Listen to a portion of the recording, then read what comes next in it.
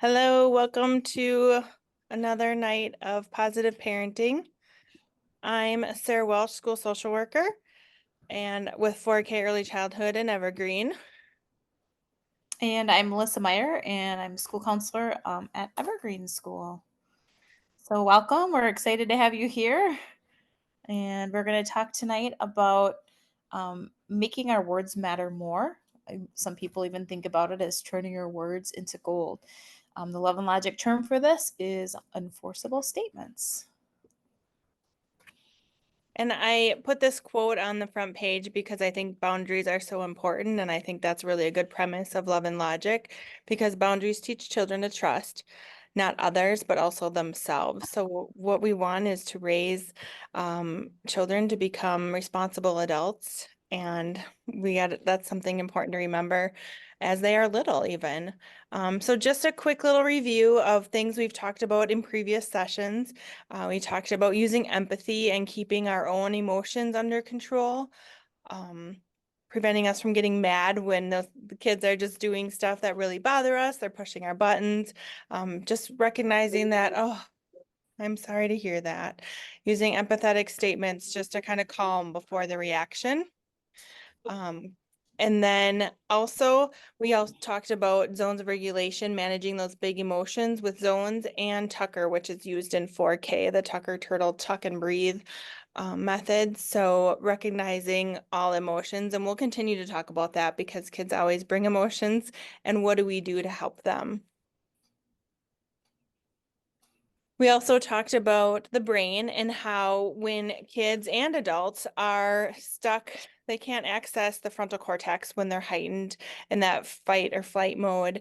And so really remembering to allow bodies and to calm down before you react and have those discussions. How do we get to that regulated state before we can actually talk about what's going on and moving forward with a plan? And then just recognizing the big emotions and what can we do to help, whether that's co-regulating with them or giving them the tools so they can regulate themselves. That's what we're all kind of learning, and everything's different for every child. So always great to ask questions. So first step is just thinking, what have been the takeaways in any of the lessons or things that you've watched so far? And then what things have been working? Is it trying one thing? Is it working one night? Is it working multiple days? Sometimes when we try new things, it gets worse sometimes before it gets better, or kids start to catch on and then they start to react right away with how you're responding, and it changes their response. So I hope you're finding some things that you're comfortable with and that are working for you. And then otherwise, reach out if there's ever any questions that you have, whether you reach out to one of us, reaching out to any student service member in any of the schools that your kids might be in, reaching out to a teacher, a friend. Parenting's not meant to be alone. It's a community. So what can we do to help each other? I like a little humor in life, and kids, we know, bring us some strong emotions as well. So just lighting some things up with some humor here. I'm a boy mom, and I didn't have any misconceptions about what that will entail, because I do feel like it is often battling dinosaurs on a regular basis. And sometimes that's from stepping on them or hearing random noises in the middle of the night, but you just really never know what's going to come. And sometimes you just gotta take it out with a grain of salt and smile, because that's what we do. And I don't know about you, but I wouldn't change it for the world. All right. So, just a kind of a recap and reminder of what we talked about in one of our previous lessons is just a reminder that we don't want to engage in arguing with our kids. And that's one of the first places that we can really make a difference when parenting our children.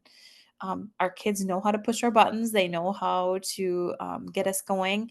They also will try to manipulate us. And so, as much as we can keep ourselves from arguing, keeping our cool, they say call it going brain dead, where really you don't have to think, you just have made the decision in your mind, I'm not going to argue about this anymore. Um, so, a little recap video on that. The other thing is remembering that you are going to be modeling that self regulation and also keeping yourself cool.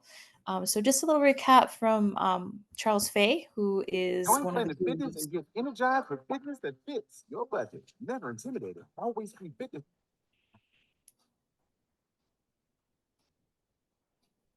Right? And let's be real, parenting is hard and we all struggle with these things, right?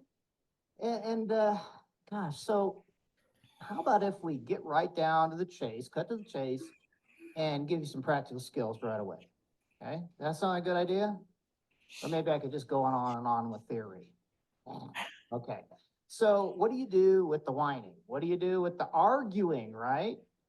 Because is this a good pattern to keep going, if it's developing? Yeah. So the first step, do not think. Yeah, that's right. As soon as the kid starts to do it and it's starting to annoy you, as soon as you get annoyed, say to yourself, do not think. Go brain dead. Do not think about what this kid is saying or doing. Any of you have little kids who are already rolling their eyes? Whatever. Geez, they didn't come out until they were 13 a few years back. Now they're doing it when they're 2. They come out of the womb and the doctor looks at them and starts cutting the umbilical cord and they're like, yeah, whatever. You like a skill for whatever? And the eye rolling? Yeah, you look at a little kid, you say, oh, this is exciting. Can you see your brains when you do that? You say that to a teenager and they say, you're like so lame. You say that to a 4-year-old and they do this. Oh, daddy, it's dark. Either way, it works, right? But why do we say to ourselves, don't think about what anybody who is arguing with us or whining about something or trying to manipulate? Why do we do that? I don't know about you, but I know about me. And I know that if I think too hard about what a manipulating person is saying or doing, you know what happens to me? Words start to come out of my mouth. And they usually aren't like love and logic stuff. I mean, it's lectures and threats but what's wrong with that? I mean, what's the big deal? But really, the big deal is that they've got us and we've just engaged in something that's really not going to help our situation and often just ends with us saying things that we don't really mean or disciplining in a way that's maybe not quite as effective. All right. Oop. Okay. So, what the meat of what we're going to talk about tonight is the enforceable words or setting limits with our enforceable words. And I don't know about you, but I know like give commands to my kids all the time, or used to when they were little, like pick up your shoes or put away your backpack, or go put that in your room, or let's go, we have to leave. And I personally, my children are very stubborn kiddos. And so sometimes when I would give a command, like especially in the morning, like when we're kind of on a tight time schedule and need to go, and I'd say, okay, let's go, let's head to the car. Plop, down they would sit, and it was kind of their way of taking control. So enforceable statements or enforceable words really did make a world of difference for me and my kids. And I think that just naturally making those commands come out of our mouths as parents. But when we can make our words enforceable, we can back up the words that we're using. So it says, never tell a stubborn child what to do, because every time we do that and they don't comply, we find ourselves at a loss. Like, okay, well, now what? Or we find ourselves kind of at the beginning stages of a battle. Like, okay, you're going to do this because you have to do this. But truly, the only person we can control is ourselves. And we can guide our kids, we can help our kids, but they have to learn how to make decisions on their own. So instead, I can flip to the next slide. Oops, it's jumping on you. Mhm. We want to describe what we are willing to do or what we are willing to allow. So, we're going to give you some practice and some examples of how you can do that. And again, this is so much more effective because you can put some power behind your words.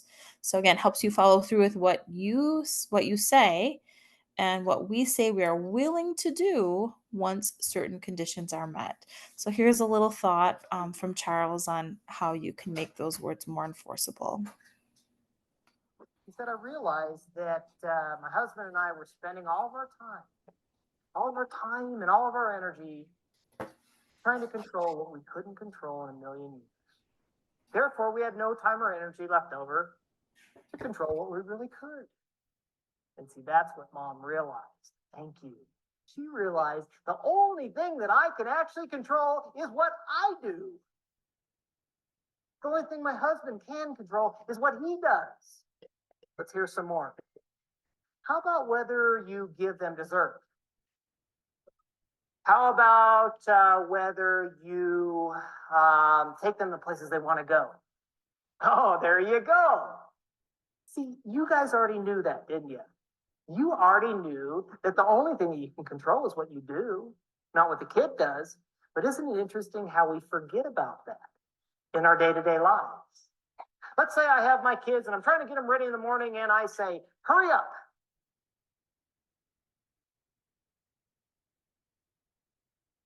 How long does it take these two kids to prove to me, themselves, and the entire universe that I have absolutely no power? Nanosecond. Boom. How about this one? Eat. For crying aloud, eat. There are starving kids in Afghanistan right now that would like to have that food. How long does it take that kid to prove to me that I have no power? A nanosecond. Here's the logic. Every time we tell a strong-willed kid or a potentially resistant kid what to do, we risk training them not to listen. Because we can't follow through, can we? Good news. Good news. Mom also learned a little trick for focusing on the controllable. It's called the enforceable statement. It's a way of setting limits that we can actually enforce or follow through with. I'm going to set some limits with you guys. Now, I want you to yell out gold. If my word is gold, that means I can follow through and I'm training you to listen. Let's hear it. I'd like you to yell out garbage if I am training you not to listen because I couldn't follow through in a million years. Let's hear it. Okay, how about this one? Brush your teeth. I give treats to kids who protect their teeth by brushing. Oh, yeah. How about this one? You know, if you don't start eating, you're going to shrivel away. Now, I mean it. Now, I mean it. This is the last time I'm going to say this. How many times do I have to tell you? For crying out loud. Hey, breakfast is served till 7:20. See, 7:20 on the clock is when the clock's right there. Right? Get what you need to hold you till lunch. Right? Isn't it tempting not to nag and remind? Don't do it. Every time you nag and remind your kids, you steal from them. Okay. How about this one? I'm going to be late for work, and it's going to be your fault. This really makes me mad. Of course, if the strong-willed kid, and you say, this really makes me mad, the kid down deep is thinking, great, that's the goal. How about this one? Car leaves at 7:20. You're going to be going with your clothes on your body or your clothes in a bag.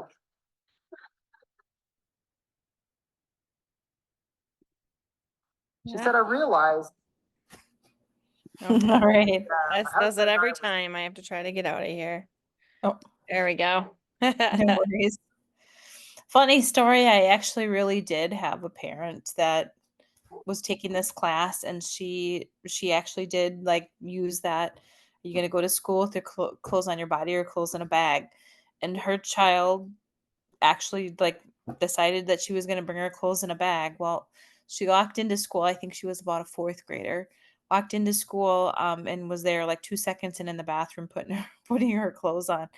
Never to be done again. But you got to know your kid for sure if you're going to use that one, because some kids might be like, oh yeah, I want to be at school in my pajamas, and it could backfire. But for some kids, like just the embarrassment of, oh my gosh, I'm at school and I'm in my pajamas sometimes is a really powerful consequence, I guess, for a decision of not getting dressed. All right. So sometimes we have a little bit of conversation also on the difference between consequences and also punishment. And I know a lot of us, when we've been raised as children, our parents use punishment. So we did something wrong and we were punished for it, right? So for me, like the thing that I often had happen is I made a mistake and I was grounded, right? Or I made a mistake and I was going to sit in my room for timeout. So I was going to serve time.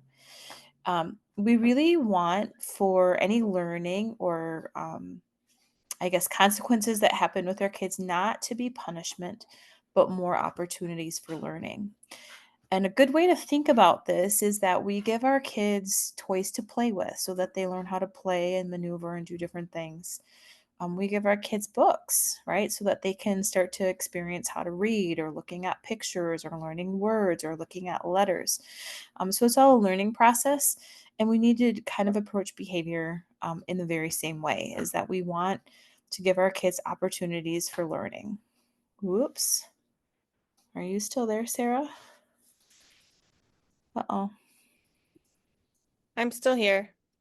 Can you see me, hear me? Yep. Okay. It says the host hasn't joined the meeting yet, and you'll be Oh, disconnected in 4 minutes. So, oh, really? yeah, that's Oh, what is my that the screen. WebEx one? Oh, maybe. Haha, I'm so sorry. Nope, that's okay. Okay, I had, I jumped was on.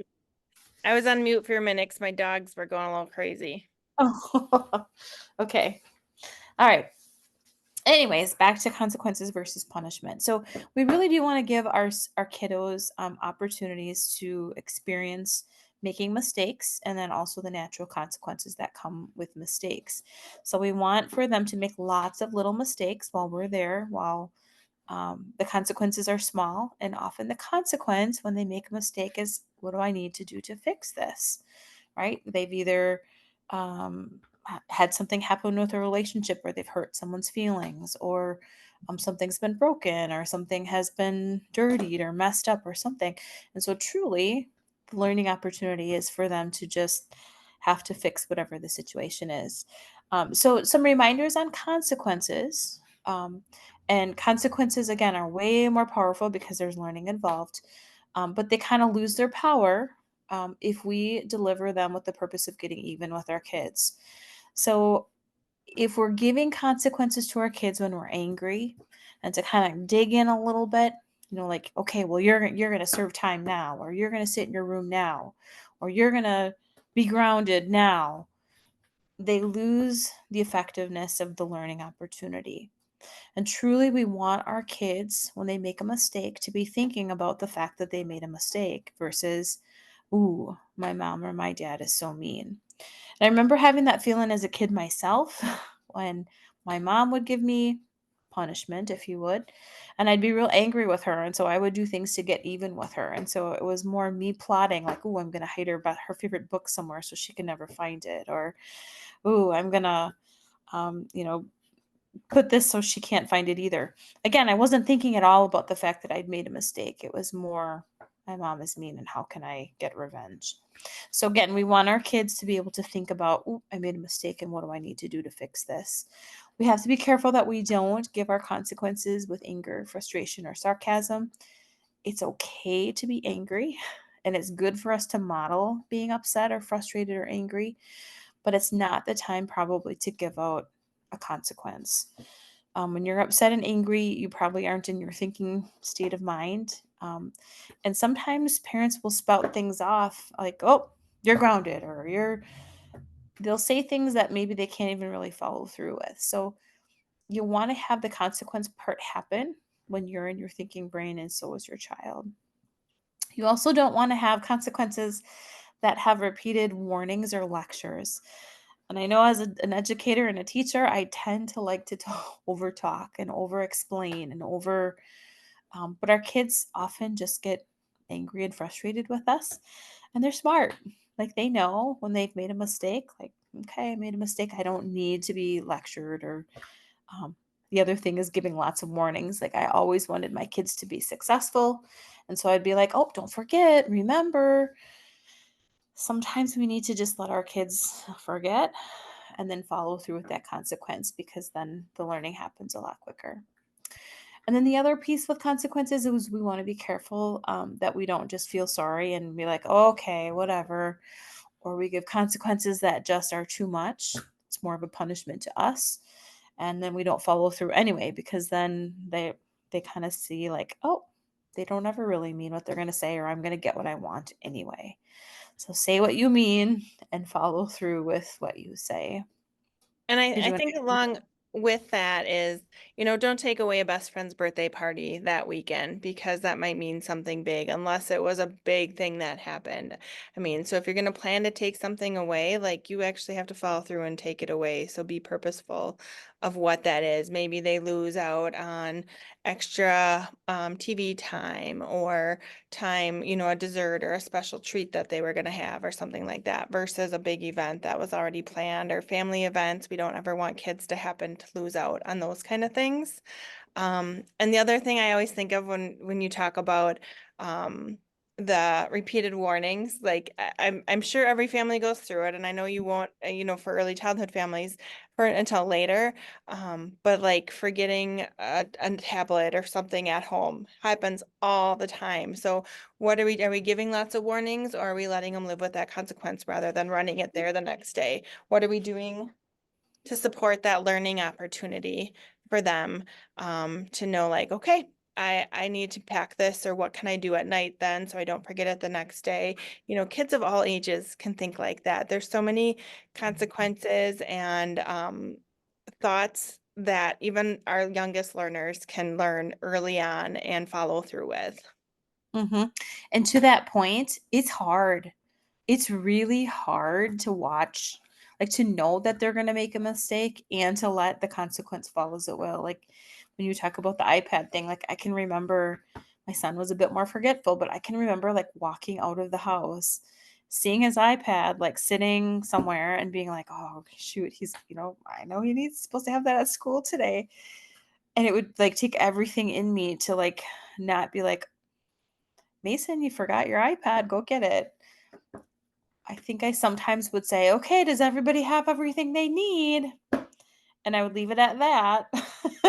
And there were days, as you said, where I know it was hard. And my kids also knew too that I wasn't going to bail them out, that Mhm. it was their responsibility. And if there was consequences at school, there was going to be consequences at school for things that were forgotten or missed. But And this is where we had the parents in the last session too, just talk about I'm letting my kids fail. And that was a really hard thing to swallow. But it's really not letting them fail because we're letting them learn, really is what we need to reframe that as, and not seeing those opportunities as failures, but rather learning opportunities to grow and help them make their choices better next time, rather than someone just always coming behind and fixing it for them. Mhm. Cause and effect and cause and effect, right? Better to learn with an iPad they've forgotten versus a huge project that they need for work as an adult. So, definitely a more affordable consequence. All right, so some examples of enforceable statements. We've talked a lot about them, but a lot of enforceable statements begin with the terms I'm happy with or you're welcome to. So I just kind of put a couple on here just to kind of give you an idea of what they sound and look like. So instead of, stop crying or stop whining, I know often I would want to say that to my kids, like, stop whining. Your enforceable for that is, I'm happy to help you when your voice sounds calm, or I'm happy to listen when your voice is not whining, would be another great enforceable for whiny kids. Um, maybe your kids need to do something. You're welcome to join us when your shoes are put away, or you're welcome to come sit on mommy's lap as soon as you put that toy where it belongs, versus put the toy away.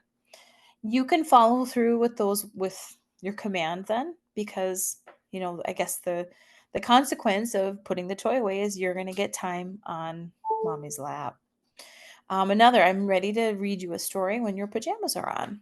So again, a task that you might need to have done versus saying, put your jammies on. I'm happy to read you a story. Or feel free to have dessert as soon as you've tried a bite of each thing on your plate, right? Might be another thing, especially if you're battling with food. Food is another one of those tricky things that I guess is different for every kiddo. At my house, we kind of have the no thank you bite rule. where I wanted my kids to learn how to try things and not be super picky eaters. So when we would go to grandma's house or when we would visit family or relations, I didn't want them being like, ew, I'm not eating that. So we always had the no thank you bite of everything, and they didn't have to eat. They had to try it, but they didn't have to eat it if they didn't like it. And that's kind of, I guess, just a polite way of doing food and the way I wanted my kids to approach food as we visited with others. So on the next slide, so some good starters for those enforceable statements. So these are really good ways to kind of begin your enforceable. So you may, or I will, or I allow, or feel free to when this happens. I use feel free to a lot with my teenagers, um, because they always want to do something or they always have something on their plate. So often that's really good leverage for me of feel free to go to your friend's house as soon as your room is picked up, or feel free to hang out with friends as soon as you have your homework done, or feel free to um, have more candy as soon as you've eaten something healthy. Again, a really good way that I could kind of follow through with my words, and giving me a little bit more control over what really happened. Mhm. I think of, when we think of early childhood examples, maybe of, you may go, um, play with these toys once you go to the bathroom, practicing, because I know lots of times kids don't want to stop to go to the bathroom. So if you want to do that first, start with that. Or as you roll into kindergarten and elementary school, it's a good practice to start, going through backpacks right away when they get home. So you may play with your toys once your backpack is set out and with your folder so you can look through it, or after we talk about this, or I I'll read you a story once your teeth are brushed. Like, I think we said that one maybe at the other one, but these are really, I use them a lot at like bedtime routines when it's a constant fight of do this, and my kids like to stall. I don't know if anyone else's do, but nighttime can easily become a 2-hour process if you let it. So I would love to read stories with you when you have your pajamas on, or when you have your stuff set out for tomorrow. Um, those kind of earned activities, and then they know they kind of get a little bit of sense of time as well. Um, Mhm. when they know I need to do this first, and then you may not have as much time to do something else that you wanted to do. Mhm. And you would bring up a really good point, Sarah, too, with our kids crave one-on-one time with us. And so if you can build in one-on-one time, and you know, hopefully your kids enjoy spending time with you and want to be with you. So as much as you can have, this happen, like you said, the whole bedtime thing, I often use that with my kids. I'll be here for snuggle time and stories as soon as your teeth are brushed and your jammies are put on and you've gone potty. Um, but do build in that extra one-on-one time with each of your kiddos if you can, because they crave that, they want that. They do want to spend time with you. Mhm. All right, so some practice. Things that parents would say, and then we're going to try to make it a little bit more enforceable. So, Lindsay, feel free to pipe in if you want to. Sarah, if you want to chime in here and help. But even just brainstorming ways that we can like switch up what we mean or what we want. And again, these are more like giving our kids commands. So, how can we make it something we can enforce? So, hurry up, we're going to be late. I had that one happen a lot. Mhm. Hurry up, we're gonna be late. How can we make that more enforceable?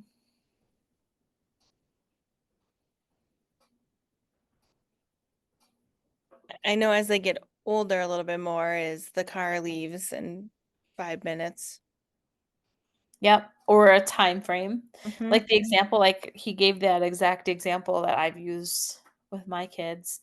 Like at my house, it was car leaves at 7:20, and I really it only happened once, but my son especially was my rule pusher, and he would kind of lounge around and lay around and didn't really want to do the things he needed to do, and so when I finally decided to really enforce, car leaves at 7:20, I started to pull the car out of the garage, and oh, he didn't want to be left alone. So he'd come scrambling out with his backpack and shoes not always on his feet. And he was kind of running to come get to the car. Now, I'm a single parent, so I probably couldn't really follow through and leave him unless I had a strategic plan set up with someone that would maybe come to the rescue. But just me pulling the car out of the garage was enough to really like, ooh, she means business, and I don't want to be left here by myself. I think of, for mine, it's a lot of times time putting on a jacket and then tennis shoes and packing the bag. And sometimes it's I'll help you put your shoes on once you get your jacket on, or I'll help you with the next step once you get this one by yourself. Because I don't know, I sometimes it's easier just to do it yourself, but then they're not learning anything either. So it's okay to help sometimes still, but can we encourage them to do some of it on their own? Mm-hmm. Absolutely. So another one, brush your teeth. Is that ever an issue at your house, or was that ever an issue with your kids? Still is. So I think they may have given this example in the earlier video as well, but how could we make that enforceable? Kids who brush their teeth get dessert. Mm-hmm. Kids who brush their teeth get dessert. And I, maybe you might call me mean for this one, but I did sometimes kind of set it up a little bit so that it maybe stung a little more. And it was hard and it hurt. So my son, he was my pusher, but did not like to brush his teeth. And so I said this one, kids who brush their teeth get dessert. And then I knew on a night that he didn't brush them that we were going to have a really good dessert. So we decided to go to Dairy Queen. And I had to follow through, and I had to prepare myself for the crying and the upset and angry that happened as a result of him not brushing his teeth. But sometimes those really strong lessons only have to happen once. And we didn't go to Dairy Queen every night, but I made sure, like, another time, like very soon after that, when he did brush his teeth, that kids who eat dessert or kids who brush their teeth get to eat dessert, and we went and had DQ again. But I think effective. the whining and the fighting one can be similar sometimes of, they're just kind of picking the fight and you can do the brain dead, you can do the empathy, but sometimes it's just, oh, I'd love to talk to you when your voice is calm or your body is calm.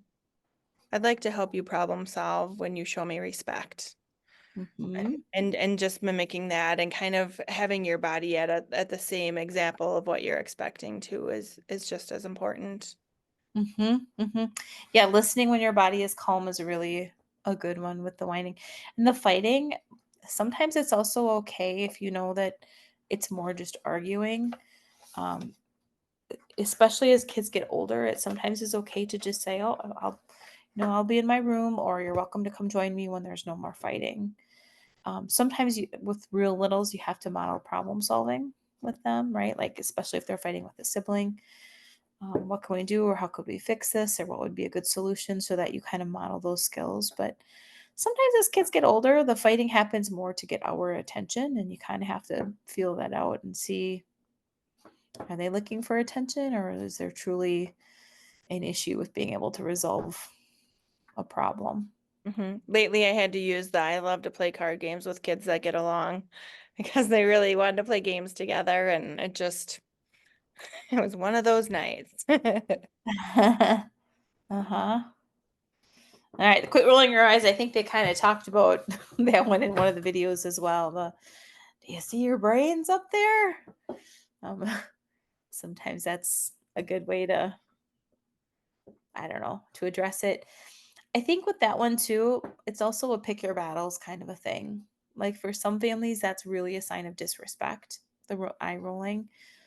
And honestly, like once in a while, my kids will do it. They don't do it a whole lot, but I ignore it. I choose the battles that I know I want to win, and some things I'm like, whatever. I don't really care.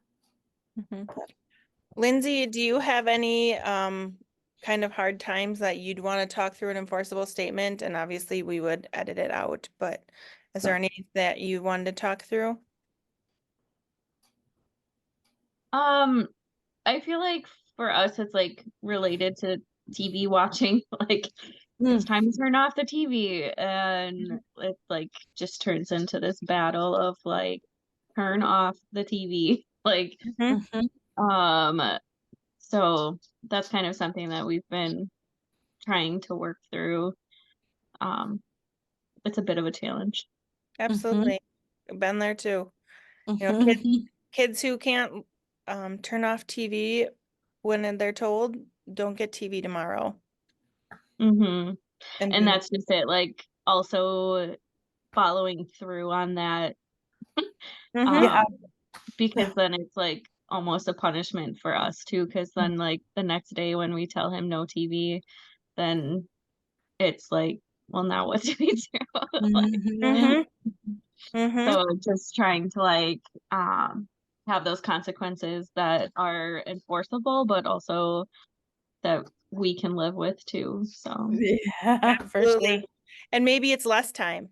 You have less time tomorrow if yeah, you're able to get off today or, and I'm sure you already foreshadow of how much time you have left too, but yep. that's hard to tell time sometimes and you get wrapped up. Yeah, Mhm. I'm a teacher in the district, and so like I've been using precision commands with him Mhm. of like also trying to use that strategy to follow through on things too. So Mhm.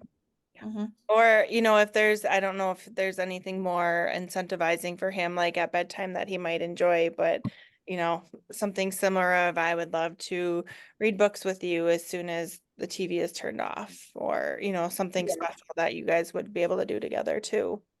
Mhm. yeah, The other thought too that sometimes works is like kind of switching it into choices a little bit. And that would be like maybe deciding 5 minutes before you have to shut off the TV or 10 minutes before, and then like giving a choice like, okay, well, it's time to start getting ready for bed. Do you want to shut the TV off now, or should we watch for 5 more minutes, or should we watch for 10 more minutes? And then let them choose. And sometimes then when they feel like they've gotten that control, like, "Ooh, I got another 5 minutes out of mom," or whatever, sometimes that can make things go a little smoother too, depending. sure. Yeah, I like to tell him to like, do you want to turn the TV off or do you want me to turn the TV off? Good. Yeah, Absolutely. Good one. 'Cause really either good. way, Yeah. it's getting turned off, but Hmm. you gonna be the one to do it, or am I gonna be the one to do it? Yep. Yep. Share that control. Awesome. Great Yeah. idea. Mhm. Good. Any other ones on I did wanna just kinda chat real quickly about the go to sleep Oh, one. sorry. Hmm. Yeah, no worries.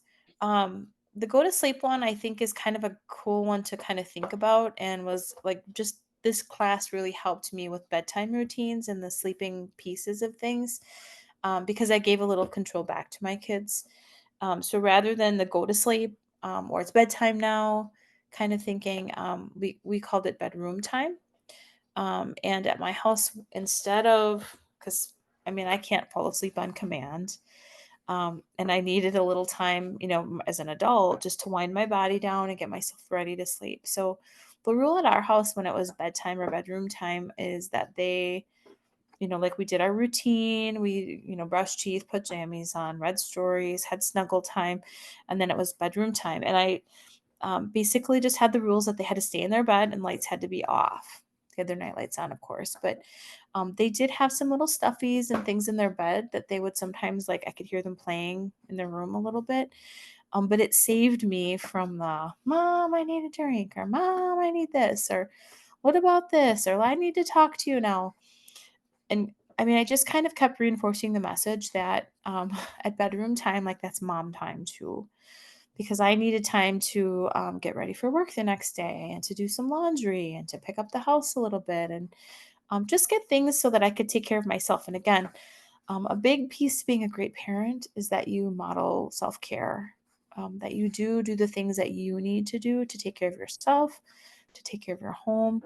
And so setting those limits for your kiddos so that you can take better care of you is also one of the biggest ways that our kids will learn. So just some thoughts on maybe how you might try or structure, especially as the kids get a little older and can maybe manage themselves a little bit.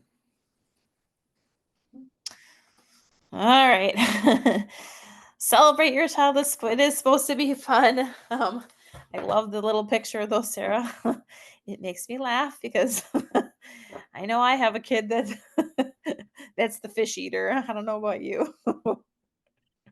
Yes, that's the big thing. It's supposed to be fun. And I added this visual too, just because um I think there is a difference between tantrum and a meltdown, because a tantrum is they're trying to get something out and exert their control.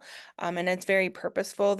You can usually, when you think of the why, is this behavior happening, you can usually think of the why.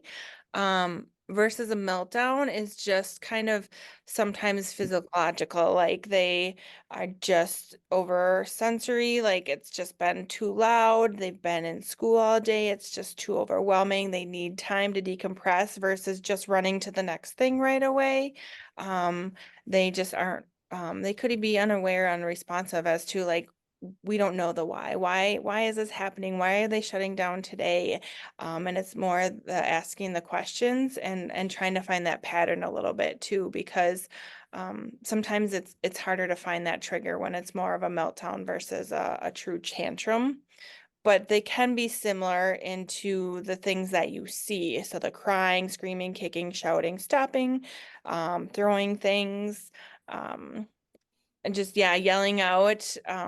Those can all look the same, but just you as a parent know them the best, and just kind of, can you figure out the why, or are they overtired because they stayed up too late, or there's a lot going on, or they're worried about this, or this happened at school. So you kind of start to get a sense for your child and what's going on, and you're going to combat those differently. Because if it's a meltdown, you're probably going to give them that time and space, whether they may need to co-regulate too, um, before rushing to the next thing. Versus a tantrum is you kind of got to hold your ground and follow through with what you're saying and doing as well, and setting that boundary for them.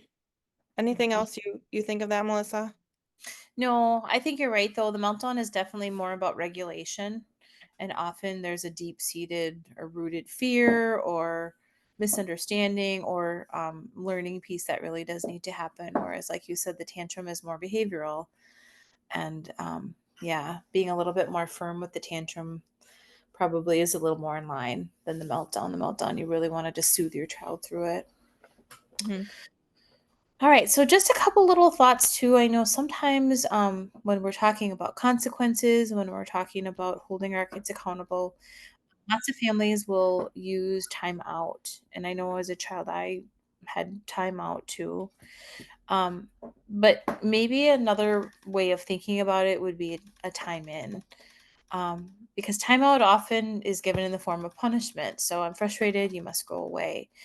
And it is okay to need space to be able to regulate yourself, but not because we dislike our kids, but because we need to get our body back in order.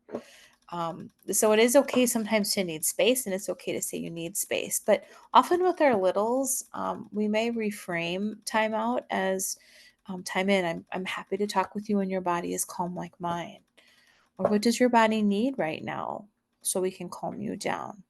Let's try some deep breaths, or let's try rubbing your back, or let's try a breathing technique, something to, again, get their body in a good space. Or I'm angry, need space to cool my body down. Let's talk when we're calm. And again, that's good modeling on our part, showing our kids that yes, we do get upset and then that is okay. But giving ourselves the time and the space so that we can cool off and be more thoughtful of what we say and how we talk about things. Keeping in mind too that sometimes behavior occurs because our child is hurting. Time in may help us to empathetically get to the root of that hurt, and I think that this slide really kind of goes well with what you just kind of talked about through the tantrum versus meltdown slide. So, I mean, can you make it all day, every day without yelling and only using enforceable statements and empathy and whatnot? Probably not, unless you've practiced it a long time and maybe your kids are adults. But um, it all comes with time and practice, and no one's perfect. So just remembering to practice, and hopefully something hit home and something you're going to take and use. If you have questions or want to talk through more scenarios, or you tried something that's not quite working, you want to think of some other phrases, please reach out, let us know, if we can help in any way. And always up for hearing how things went, positive, negative, or if there's more things you want to hear about. So we appreciate you listening and coming back and watching it.